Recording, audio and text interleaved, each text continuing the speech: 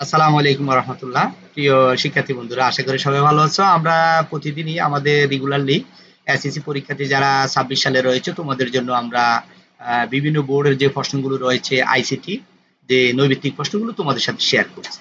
ইতিমধ্যে আমরা ৩০টা প্রশ্নের সমাধান তোমাদেরকে দেখিয়েছি। আজকে হচ্ছে তোমাদের সাথে শেয়ার করবো হচ্ছে ৩১ থেকে ৪০, মানে হচ্ছে 10টা প্রশ্ন করে শেয়ার করছি। একটু মনোযোগ সহকারে দেখো, দেখবা এগুলো তোমাদের জন্য সহজ হয়ে যাবে বা তোমাদের এবার মুখস্থ হয়ে যাবে এটা। দেখো, মাইক্রো ব্লগিং এর ওয়েবসাইট বলা হয় কোনটিকে? ৩১ এর মধ্যে এটা হচ্ছে ফেসবুক। তারপর হচ্ছে অনলাইনে পণ্য অর্ডার করা এবং মূল্য পরিশোধের জন্য প্রযুক্তির যে উপাদান দরকার।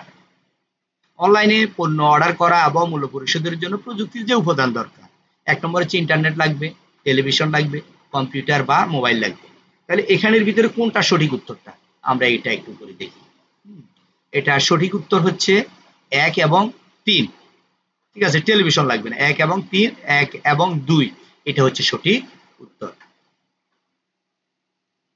এরপরে হচ্ছে ৩৩ নম্বর প্রশ্ন হচ্ছে ফেসবুক কি উদ্দেশ্যে ব্যবহৃত হয়? সামাজিক যোগাযোগ।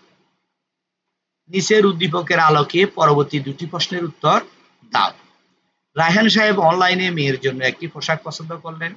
পণ্যটি অর্ডার করে হাতে পাওয়ার পর মূল্য পরিশোধ করলেন।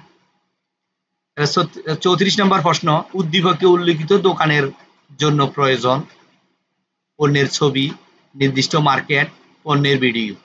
এখানের ভিতরে সঠিক হচ্ছে পণ্যের ছবি এবং পণ্যের ভিডিও। মার্কেট লাগবে না। অনলাইন থেকে যে বেচা কিনা গুলা হয় এখানে আসলে মূলত কি লাগে না, দোকান লাগে না।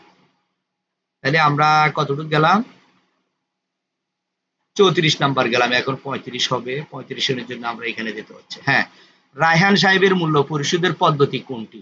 এটা হচ্ছে সিওডি, মানে হচ্ছে ক্যাশ অন ডেলিভারি। মালামাল বুঝে নিবে, সাথে সাথে টাকাটা দিবে। এটাকে বলা হচ্ছে cash on delivery, COD. ৩৬ number হচ্ছে কোন আবিষ্কারকের আবিষ্কারের ফলে আজকের পৃথিবী ঘরে বসে অফিসের কাজ করা সম্ভব হচ্ছে? এটা হচ্ছে চার্লস বেবেজ, মানে হচ্ছে কম্পিউটারের জনক। চার্লস বেবেজকে কম্পিউটারের জনক বলা হয়। যাক, এরপরে আছে ৩৭ নম্বর প্রশ্ন হচ্ছে রেমন্ড স্যামুয়েল টমলিনসন কিসের অগ্রদূত বলা হয়? ইমেল। ইমেলের জনক হচ্ছে স্যামুয়েল টমলিনসন, তাকে বলা হয় ইমেলের জন্য। কেমন? তারপরে হচ্ছে ৩৮ নম্বর প্রশ্ন হচ্ছে টুইটের দৈর্ঘ্য কত? তুমি টুইটারে কোনো লেখা পোস্ট করবা, সেটা কত ক্যারেক্টারের ভিতরে হতে পারে? সেটা হচ্ছে ১৪০ ক্যারেক্টারের ভিতরে তোমাকে লেখাটা শেষ করতে হবে।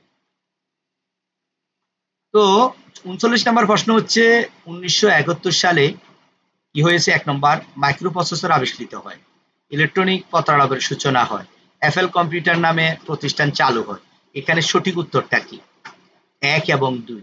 ১ এবং ২ মাইক্রো প্রসেসর আবিষ্কৃত হয়, ইলেকট্রনিক পত্রালাপের সূচনা হয় ১৯৭১ সালে। কেমন? এটা মনে রাখবা। ২ টা আবিষ্কৃত হয়েছে কত সালে? ১৯৭১ সালে। ১ এবং হচ্ছে ২।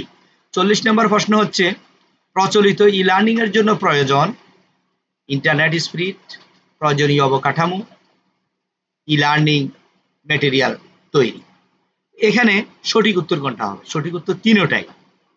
১, ২, ৩। ৩ টা হচ্ছে সঠিক, হচ্ছে ডি নাম্বার। তো প্রিয় শিক্ষার্থী বন্ধুরা, আজকে এতটুকুই। আমরা পরবর্তী ভিডিওটাতে আমরা ৪১ থেকে আমরা যাব ৫০ পর্যন্ত। তোমরা ধারাবাহিকভাবে প্রশ্নগুলো দেখে থাকবা, ভিডিওগুলো দেখে থাকো, দেখবা তোমাদের জন্য অনেক সহজ হয়ে যাবে। কেমন? তো সবাই ভালো থাকবে। ভিডিওটি কেমন লেগেছে? যদি ভালো লেগে থাকে অবশ্যই একটা কমেন্টস করবে, একটা লাইক দিয়ে শেয়ার করবে। জি, আসসালামু আলাইকুম।